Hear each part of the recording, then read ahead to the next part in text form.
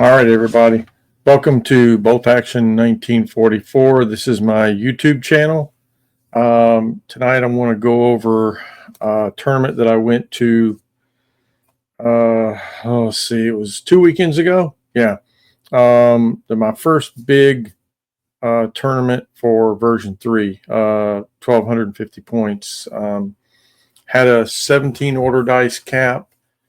And so that was a little unusual, but I want to go over my list and how the tournament went. Before I do that, I've got a couple other things that I do want to go over. One is a list that was sent to me by Gordon from across the pond, and just wanted a little feedback on it. So let me see there. There we go. Bring this up here. Okay.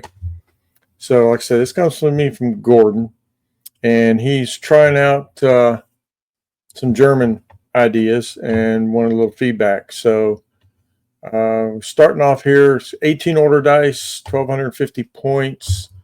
It's probably going to be a little bit low considering, an uncapped tournament. You're probably going to be well on the other side of 20 order dice. I'm kind of shooting for 20 myself.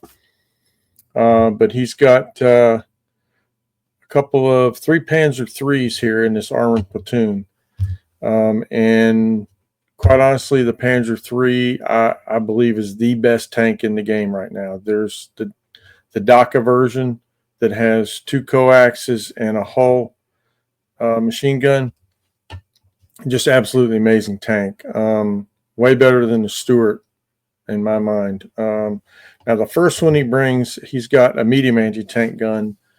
So he's given up one of the machine guns to bring a little bit more punch with his anti-tank. And then the other 2 are the full DACA versions, which is okay. I don't see a problem with that. Just, if you don't have a lot of AT in the rest of your list, then you may want to bring one with the medium gun on it. And Germans certainly have plenty of machine gun fire with their Hitler's buzzsaw. So moving on to a rifle platoon here. He has an inexperienced headquarters, which is very good. It's the way I like to run them. First squad of infantry, we have a veteran grenadier squad, 4 with rifles, and an NCO with an assault rifle and an LMG.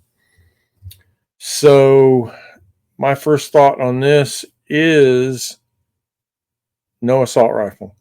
I like to run these grenadier squads because you can take 2 light machine guns, and you can take them bare. You can go 5-man, 2 light machine guns, and an NCO. But if you do take a casualty, you're going to start losing a little bit there. Of course, you can always take the NCO off.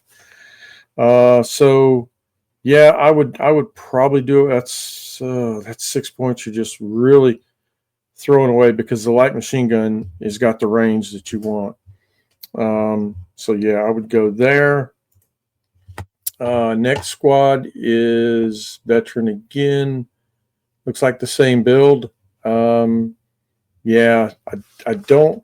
So honestly, what I would do here with the assault rifles is I would build 3 grenadier squads with dual light machine guns, and then take a 4th squad with like 6 or 7 men and all assault rifles. And the grenadier squads with the machine guns, I take them regular, and you just bring a couple extra guys for casualties. And then the ones with assault rifles, I'd make them veteran because you're paying points for an assault rifle. You want them to survive. You don't want them just dying so easily.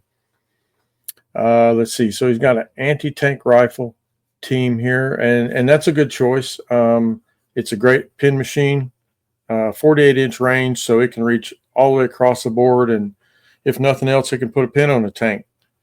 It's also good for taking out single small units and single man units like company commander, because you get the +2 to wound on them.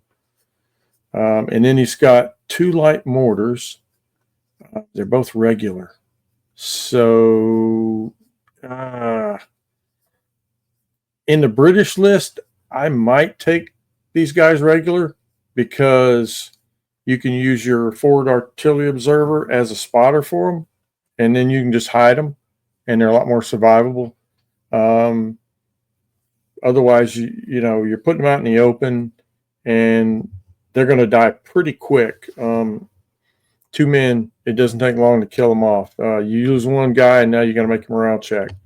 So if you're going to make them regular, you need a spotter in this list somewhere that they can spot for them, and then just hide them.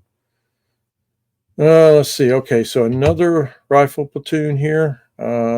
Inexperienced platoon commander. Let's see. We got the same build here with yeah. So he's got this on. It looks like on all of his infantry. So I would definitely change that to 2 light machine guns per squad. The amount of firepower you get with 2 light machine guns in a squad, especially the Germans, because they take that extra shot for each light machine gun.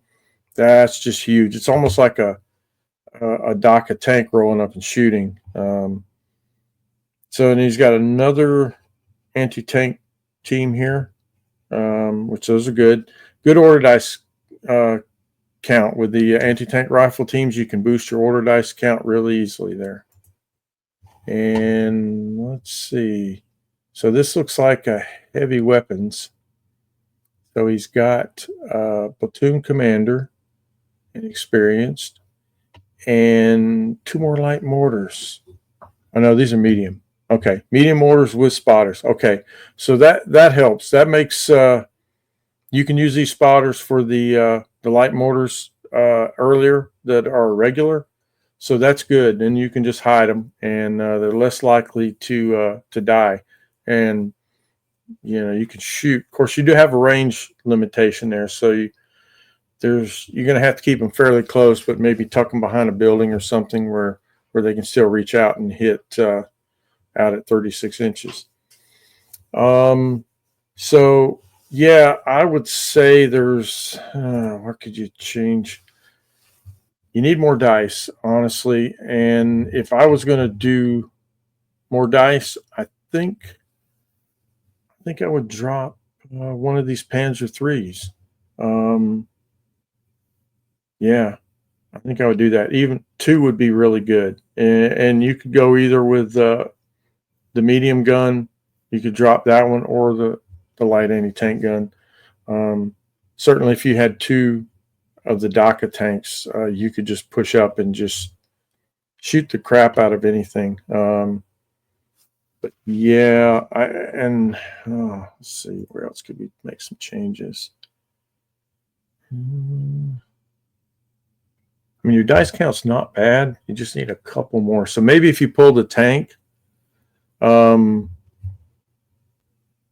you could maybe even, a Nebelwerfer. So maybe an artillery platoon with a Nebelwerfer, and then a horse limber. Horse limbers are great in Germans for bringing up your dice count. That might get you up to 20. So, yeah, not a bad list. I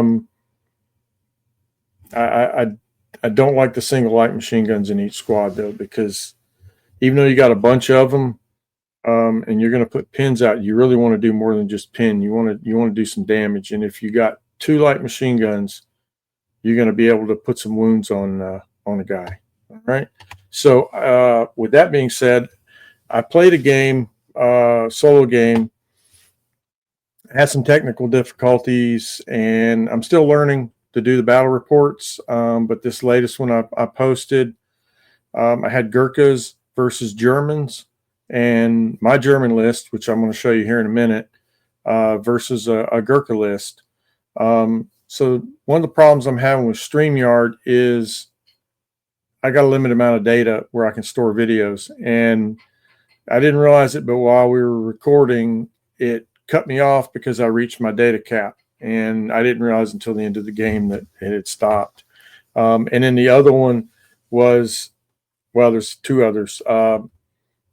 I was doing overhead, and I was using my phone to do close-ups, and I thought I'd be able to take both recordings and edit them and make it a seamless video. But what I didn't realize, because I was using StreamYard for both of them, as soon as I went to my phone to do close-up, as soon as I turned that on, it cut off my overhead camera. Even though it was two separate devices, it still shut it off. So I had no overhead video whatsoever. And then the other problem was my phone. You can't see the battery when you're recording because it's off the screen, and it just cut off on me all of a sudden. I was like, oh, so, and then I have to recharge the phone. So I've got to get a video camera, and if I get a video camera, I'll be able to swap batteries and keep going. But obviously with the phone, you got to plug it in, you got to wait for 20-30 minutes for it to come back to life, and then it really still doesn't have enough juice. So I didn't bother to start recording again when it shut off on me. I just kept playing. And so yeah, there's like I think up to turn 3 on the battle report, and it's all with the phone. But yeah, I'm going to get better at it.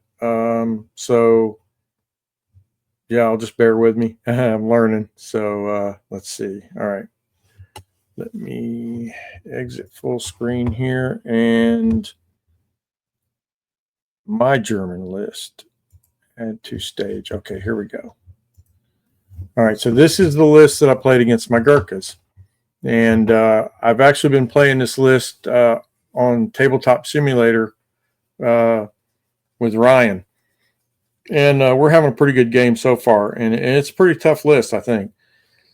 So starting off with a platoon commander with 3 men regular. And the reason I'm doing this is because I can take free assault rifles for now anyways. So for 50 points, you get 3 guys with assault rifles, and they're an HQ. So that's not bad. It's actually a little mini unit that has quite a bit of punch to it.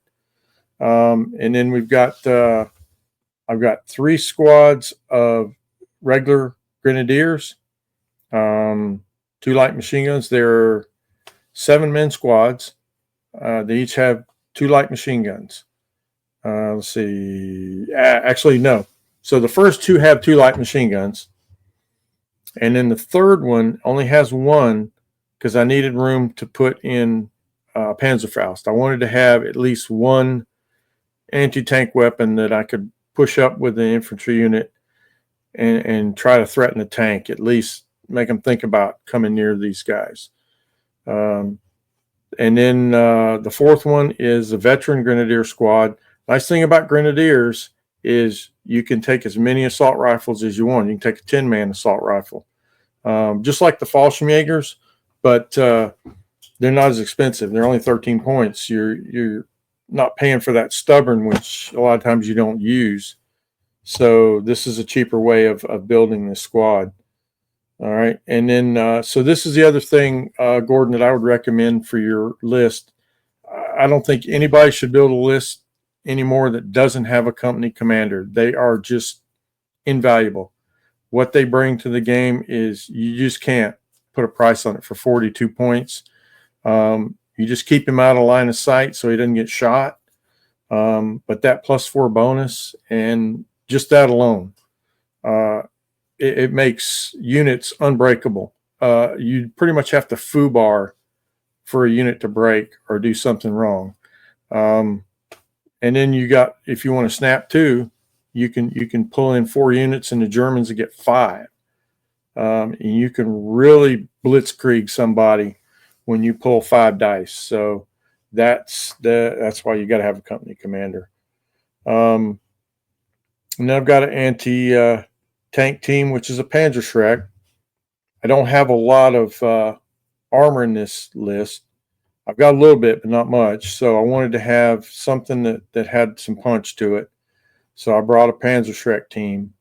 Rather than load up my squads with Panzerfaust, which have gotten extremely expensive now, they're one-shot weapons. You're probably moving and shooting with them. So you're hitting on a 5 unless you can get point blank. And if you miss, it's gone. So that's kind of a waste. And then you've left your squad right out in the open to be shot up.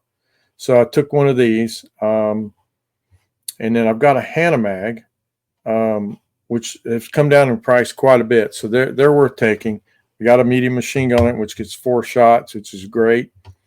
And these Grenadiers are going to be in that Hanamag to protect them, push them up enough to where the assault rifles have enough range.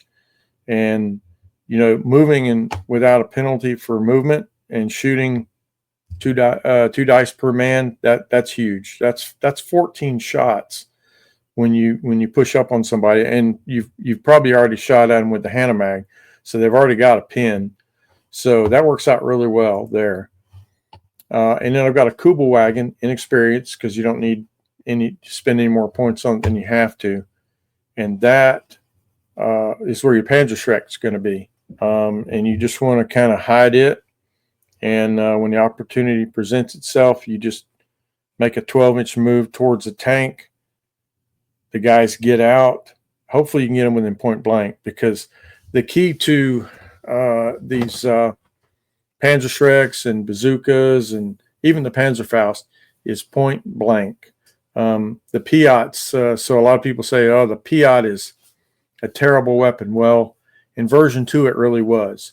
But in version 3, it's actually better because, if you're going to sit there and move up and shoot at 12, it is a terrible. You've got to get it point blank. And at point blank, it's no different than a bazooka or a Panzerschreck. Even though, the Panzerschreck has one more pin, but if you get up point blank with any of these weapons, you're probably knocking the tank out. But that 6-inch is key, because you get that +2 to hit. So you're moving up to 5, back down to 3.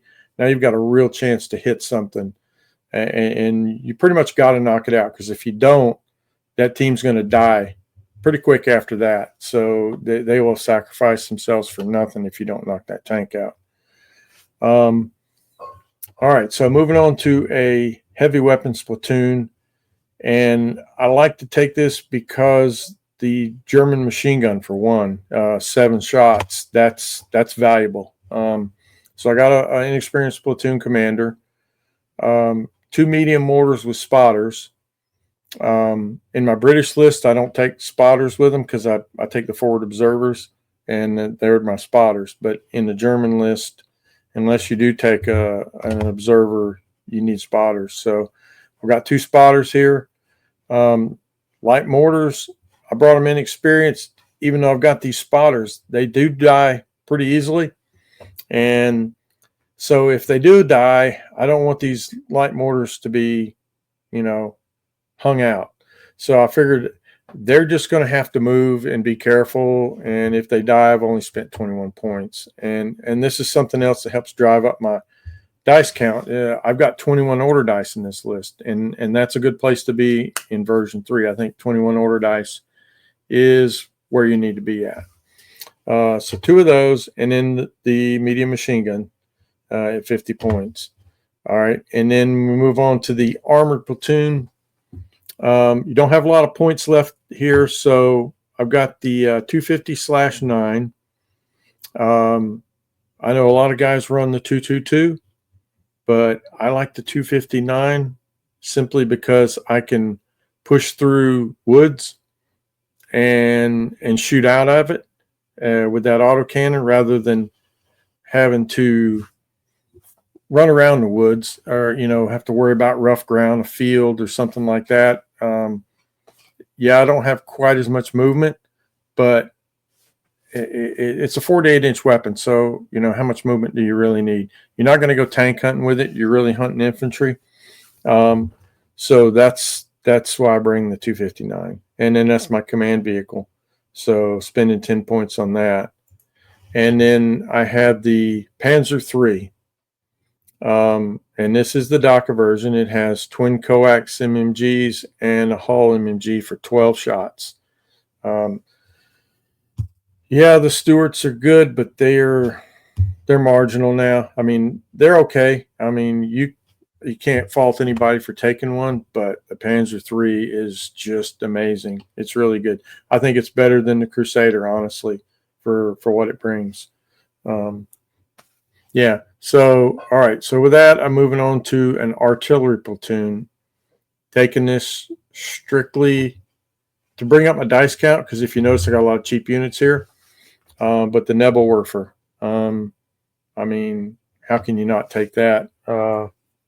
Bringing it in experienced, because you have to have line of sight anyway. You can't use a spotter with it. So, I mean, if you wanted to buy it regular to make it a little more survivable, yeah, but if you've got this on the table, they're going to shoot at it. So you just have to realize that it's going to die, and maybe you get a lucky hit. But if nothing else, it keeps your opponent thinking about his deployment. If he doesn't do anything else, it's going to make him spread out and stay away from buildings. So it's worth just for that. Horse-drawn limber, 8 points, cheap order dice. Yep. Hide it. Don't let it get shot. And then, and these are good. I've seen a lot of people spam these, and there's nothing wrong with that. That's actually a good, for 35 points, you get a light autocannon. You could do a battery of them.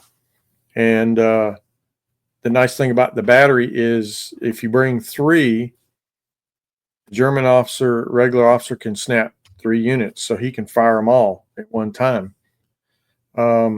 And the other good thing is if they're close together and one of them takes a couple wounds, you can jump a guy over from one of the units to that one to help reinforce it. You can recrew it that way. And so that's one reason you might want to take 3 is also you can recrew rather than lose one. You can keep it alive. So that's it for my German list. Gordon, you can take a look at that and see what you think about it. Everybody, if you want to give any comments, just let me know what you think of it. Let's see. Let's get back to here, and we're going to bring up. There we go. All right. And here we have Gurkhas. Everybody's going to 24 order dice with Gurkhas now.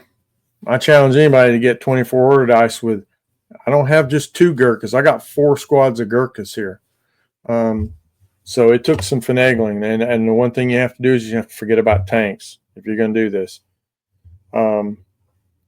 Inexperienced officer. That's the way I like to run them. 8-man squad of Gurkhas. Light machine gun.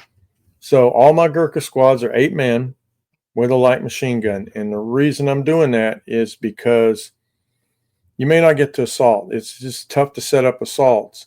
So at the end of the day, I have a veteran squad of infantry with a light machine gun. They have firepower. They can do what any other squad does, and they're pretty survivable. However, they have this Gurkha scary blighters and tough fighters in the back pocket. So nobody's going to want to assault them or get within 12 inches of them. So they're really good at holding objectives. And I have a method of, and you'll see in this list, how I can push them up without them getting chopped up. I got my company commander. I'm always going to have one of those. Inexperienced. I've got a forward artillery observer in this platoon. I got one here. All right, regular. Anti-tank team, I got a Piat. So without tanks, you got to have some Piats. So I've tried to build up some Piats in this list. So that's my first platoon. The second platoon is another inexperienced platoon commander. This is a Recce infantry platoon. And the reason I'm taking Recce, and so we got these 2 more squads of Gurkhas, another forward artillery observer. I've got 2 of them. British get 2 bombardments per artillery observer. What I found is this will pin the crap out of units. I mean, and you're going to kill a couple. You're going to, you've got so many rolls against units on the table. You're going to get a 6 here and there. and you're going to kill a couple of units, plus just the amount of pins that you deal out. So if you watch the battle report, I don't know if it gets to the point where I had like 2 bombardments come in on the same turn, but literally the whole German force had 3 pins. It was like there were just pins all across the board. And if you got 3 pins, they're going to have to take morale checks to do anything, or, order tests. They're going to have to take order tests with the pins, and they're going to be shooting at a minus, and probably shooting at a minus twice in a row. And they're going to be taking, so that alone is worth it. And then even if they pass, oh, here comes another one the next turn, and they get more pins, and it just snowballs, unless you just get unlucky and the stuff never comes in. It's important to get the first one in, because then it allows you to take the second one pretty soon. If you end up with like 3 or 4 turns to get the first one in, sometimes you don't get the second one, but most of the time it does. So here's why it's a recce platoon. I have 2 trucks, 30 CWTs, and soft skins are very fragile in this game. But I'm bringing them in the recce platoon so that I can put my Gurkhas in it and push them up, and at the end of a turn, and then if they get shot at, I can advance up into cover or away from line of sight. And what that does is it protects the soft skin. It kind of makes it a little bit better for cheap. I'm not spending a lot of points. I don't have armored transports, and even armored transports can be destroyed. So the trucks with the recce, it does. It really does work. And you're actually advancing it without drawing. You have to draw a dice, but you don't have to wait on the dice. So I can push it up. So I'm going to see how that works. I know it did work pretty well in this game this past weekend. And then I have a Bren carrier, and it's like, well, why is the Bren carrier in there? Well, it's not for any unit in the recce platoon. I'm going to use it for my company commander. So it's still recce. I'm paying the points for it to be recce, but you don't have to use it for any of these guys. You just have to have enough transport capacity for all these guys to potentially ride in. So the Bren carrier goes back there, and I put my company commander in it, and I put a Piat team in it, and that protects him from being shot. He can't be sniped.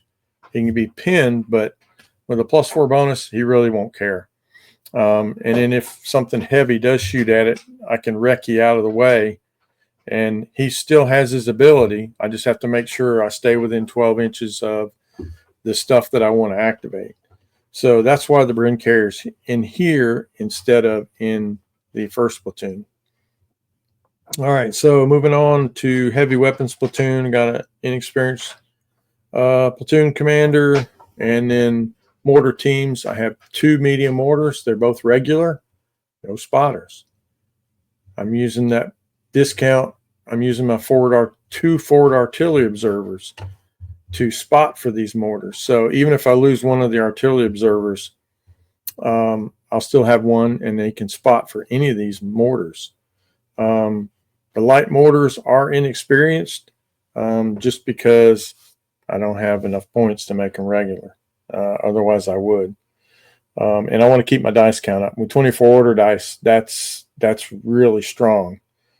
Then I've got 2 anti-tank rifle teams, and these will be pins. So the whole theme about this list is putting pins on tanks to try to stop them from activating. Bombardments, I'm going to pin them. Anti-tank rifle teams, I'm going to pin them.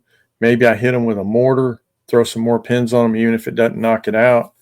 So, and that allows, with all these pins, it allows the Gurkhas to move up.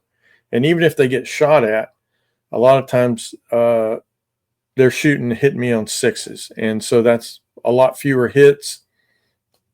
And then I take fewer casualties. So even after they get out, say I assault a unit, and some other units try to move up and shoot, they've got pins, they're moving, they're hitting on sixes.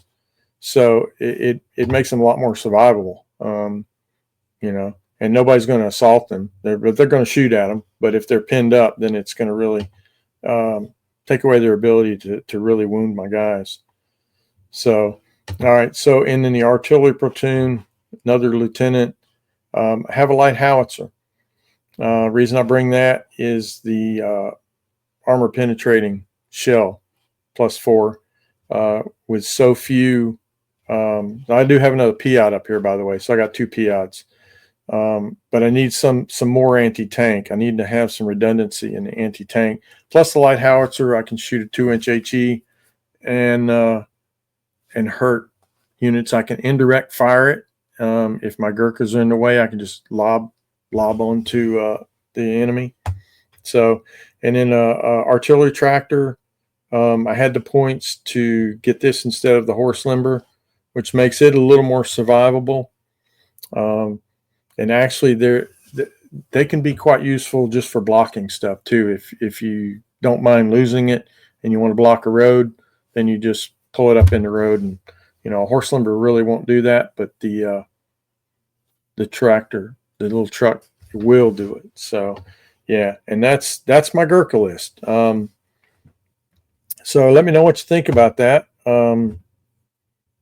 Just check it over. I know a lot of guys out there want to play Gurkhas, but they're not sure if they can. I think this list would actually work well. So yeah. And moving on, let's talk about the fall offensive. So this was in Ocala 2 weekends ago. 1,250 points, 17 order dice cap. They wanted to try to limit the craziness going in, for the first tournament, and, trying to get a feel for it. So it made some interesting lists. Mine, I actually had 16 order dice, and let's see, I don't think I've got my list here. I had a ranger list. Yeah, I don't have my ranger list here, but I had 4 squads of rangers, and I've been wanting to play my rangers for a long time. But the Gurkhas were just so good that I couldn't let go of them, and I have never got to play my rangers, but here and there a few times. And now with version 3 rules and objectives being the way they are, the rangers are really good. They're really good. So I kind of a try and see list. I had 4 squads of rangers. I think me and Mike talked about this list about 3 weeks ago. So I brought 1 squad with just rifles, 1 squad with the BAR, and 2 squads with the light machine guns, and just to see which format I liked in the Rangers the best. And so I'd have to say, Ranger wise, the BARs, I'm not really. They didn't seem to do anything. The rifles weren't bad. If you push them straight up and you get them, especially in a scenario where you're deployed 12 and you move up with your free move 12, now your rifles can reach the other side of the board, and you're not just taking fire trying to move up.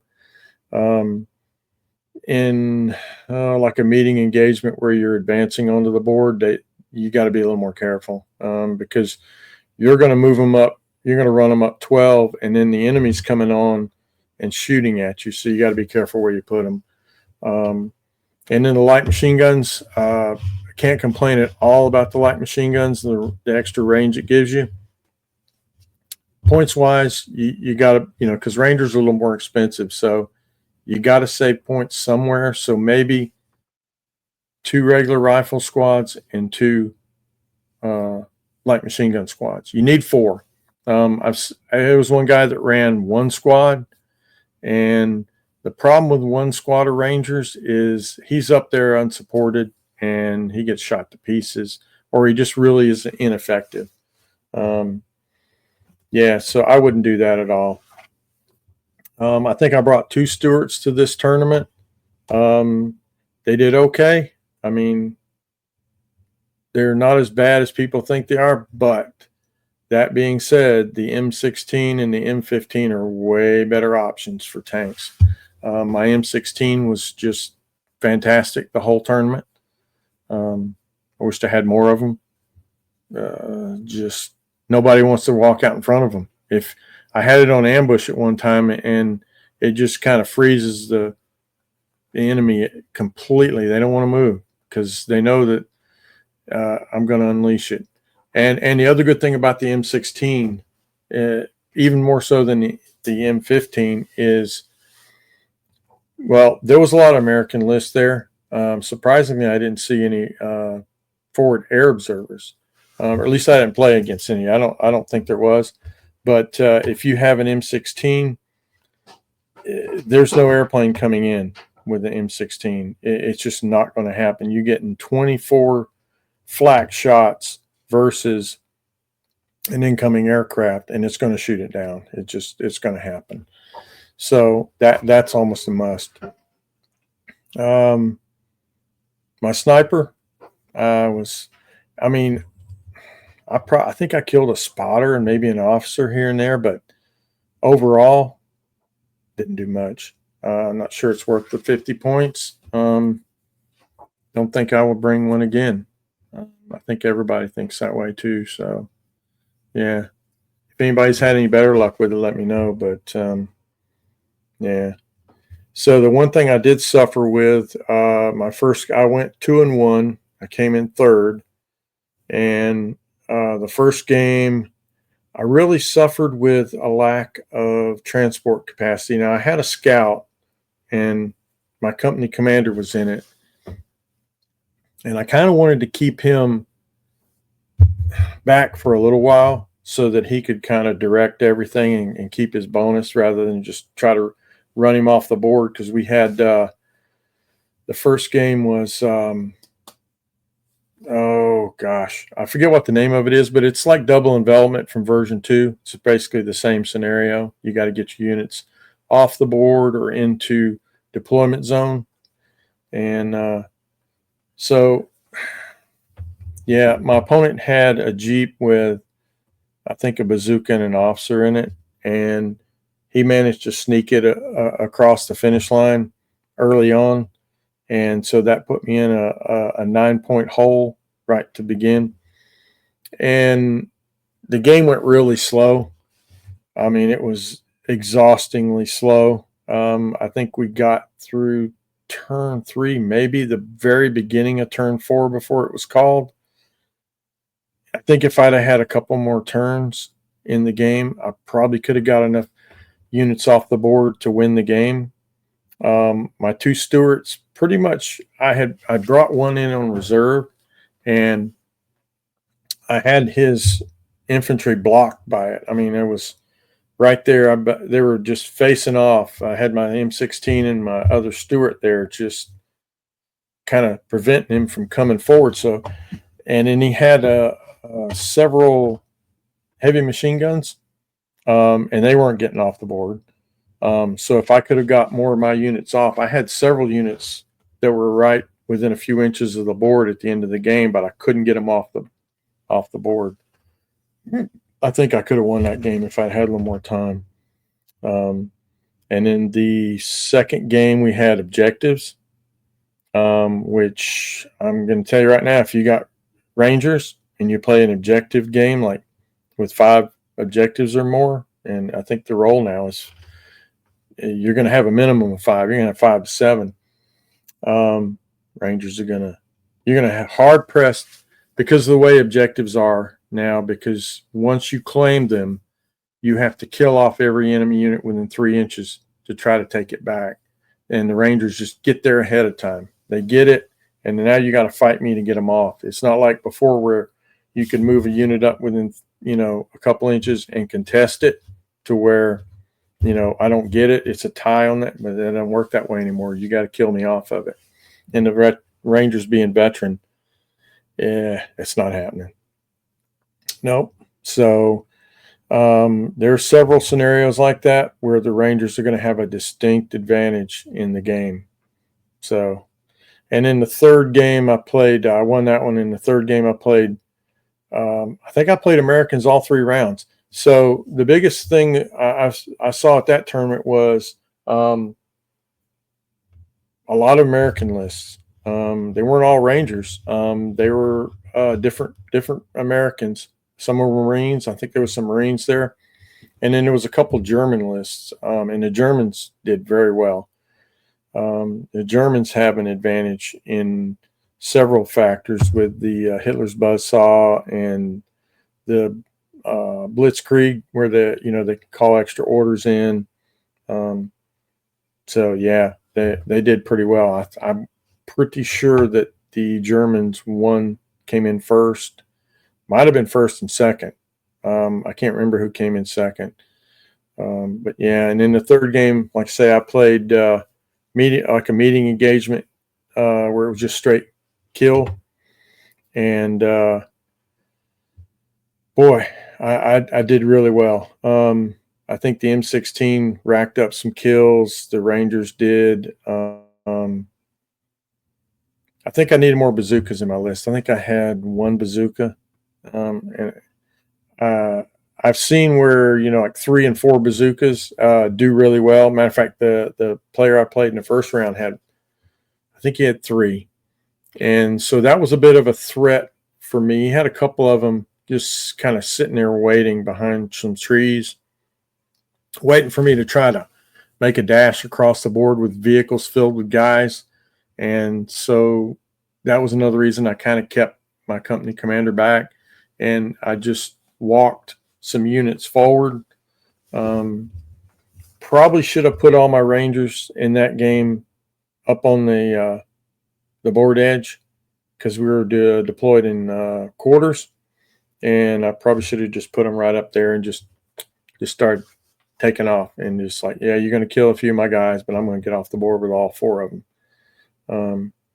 But I sent a couple forward, and I kept a couple back to try to defend the home sector. But yeah, so yeah, it was a good tournament. It was a good start. I'm looking forward to the next one. I played a few games since then.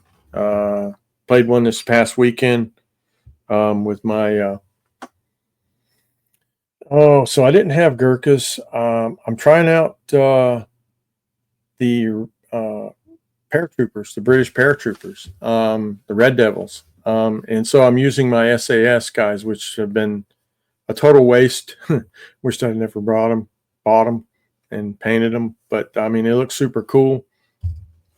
But they also double as just paratroopers because of the red beret.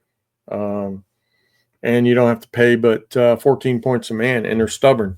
The only downside is they can only take 1 light machine gun, and they can't take the Vickers K gun, which is kind of a bummer. But overall, I mean, they're pretty sturdy troops. So I'm thinking running a couple of regular veteran squads with double light machine guns, and then a couple squads of the paratroopers. And it pretty thematic looking. And they did pretty well. Once again, I got company commander in that list. But trying to figure out ways to do my British. I'm trying to prep for Warzone, and I will probably end up running Rangers unless I find something that really changes my mind.